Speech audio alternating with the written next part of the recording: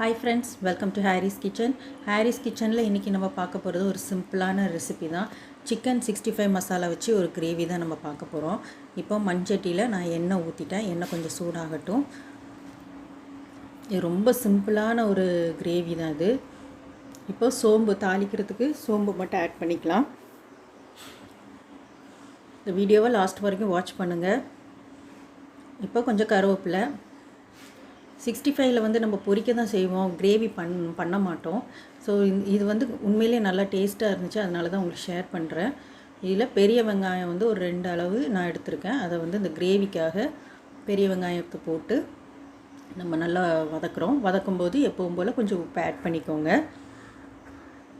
இந்த வீடியோ பிடிச்சிருந்துச்சுன்னா லைக் பண்ணி கமெண்ட் பண்ணி ஷேர் பண்ணுங்கள். மறக்காமல் சப்ஸ்கிரைப் பண்ணி பெல் ஐக்கானை கிளிக் பண்ணுங்கள்.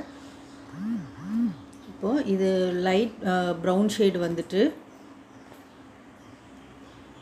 இப்போ இதில் வந்து நம்ம சிக்கனை வந்து ஆட் பண்ண போகிறோம். க்ளீன் பண்ணி வச்சுருக்க சிக்கன் பீசஸை இதில் வந்து ஆட் பண்ணிடலாம்.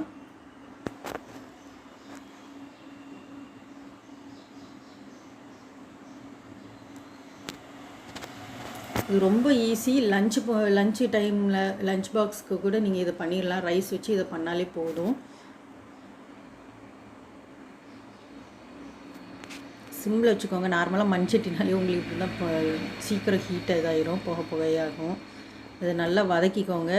இதில் வந்து அந்த சிக்கனுக்கு தேவையான உப்பும் மஞ்சத்தூள் மட்டும்தான் ஃபஸ்ட்டு நம்ம ஆட் பண்ண போகிறோம்.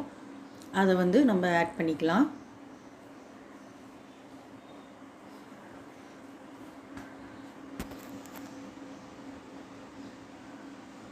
இப்போ மஞ்சத்தூள் ஆட் பண்ணலாம். உப்பு வந்து பார்த்துட்டே நம்ம வந்து ஆட் பண்ணிக்கலாம். கொஞ்சம் நல்லா வதக்கிக்கோங்க. அந்த மஞ்சத்தூள் வந்து நல்லா மிக்ஸ் ஆகிற மாதிரி நீங்கள் வதக்கிக்கோங்க. ஸ்லோவாகவே வைங்க. மண்சட்டி நார்மலாகவே இந்த ஹீட் இருக்கும் உங்களுக்கு, இல்லைன்னா ரொம்ப புகையாக வந்துடும் ஓவர் ஹீட்னா. நான் இதுக்கு வந்து இப்போ என்ன மசாலா ஆட் பண்ண போகிறேன்னா, இது கொஞ்சம் தண்ணி ஆட் பண்ணிக்கோங்க. கொஞ்சம் கீழே பிடிச்சிடக்கூடாது, அதுக்காக இந்த சிக்கன் வேகணும், அதுக்காக கொஞ்சம் தண்ணி ஆட் பண்ணிக்கலாம்.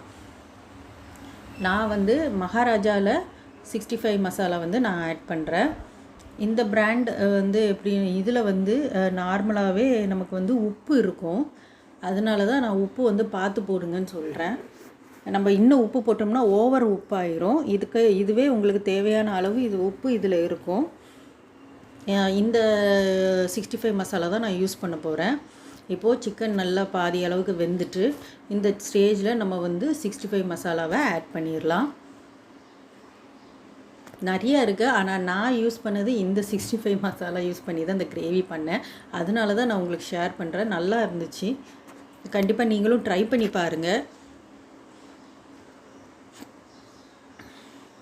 ஒரு பேக்கெட் கரெக்டாக இருக்கும். நான் 1/2 கிலோ சிக்கன் போட்டிருக்கேன். ஒரு பேக்கெட் வந்து போட்டிங்கன்னா கரெக்டாக இருக்கும்.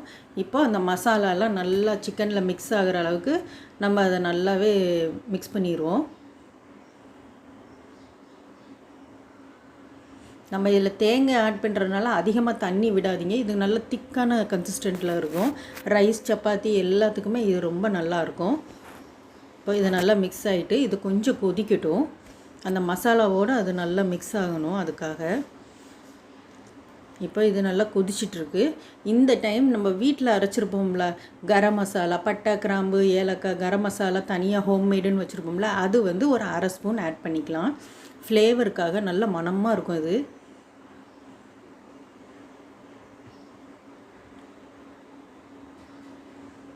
இப்போ இதையும் நல்லா வதக்கிக்கோங்க.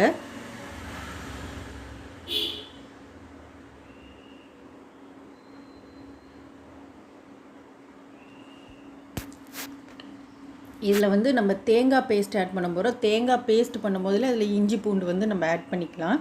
நான் இதில் தனியாக போடல, தனியாக போடணும்னாலும் நீங்கள் போட்டுக்கோங்க. நான் அந்த தேங்காய் பேஸ்ட்டோடய இஞ்சி பூண்டு போட்டு அரைச்சிட்டேன். இதை வந்து இப்போ அந்த சிக்கன் இதில் வந்து நம்ம ஆட் பண்ண போகிறோம். ரொம்ப தண்ணியாக அரைக்காமல் கொஞ்சம் கெட்டியாக அரைச்சிக்கோங்க. அப்போ தான் அந்த கிரேவி திக்காக நம்மளுக்கு கிடைக்கும். அதுக்காக தான் நான் சொல்கிறேன்.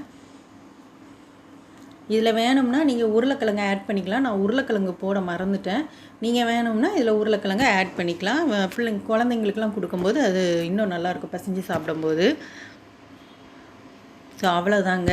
ரொம்ப சிம்பிளான மகாராஜா 65ல் நம்ம வந்து எப்படி ஒரு கிரேவி பண்ணலான்னு காமிச்சிருக்கேன். இது கண்டிப்பாக ட்ரை பண்ணி பாருங்கள், உங்களுக்கு ரொம்ப பிடிக்கும். நெக்ஸ்ட் வீடியோவில் இதே மாதிரி ஈஸியான யூஸ்ஃபுல்லான ஒரு கிச்சன் டிப்ஸோடு உங்களை வந்து சந்திக்கிறோம். அது வரைக்கும் தேங்க்யூ ஃப்ரெண்ட்ஸ்.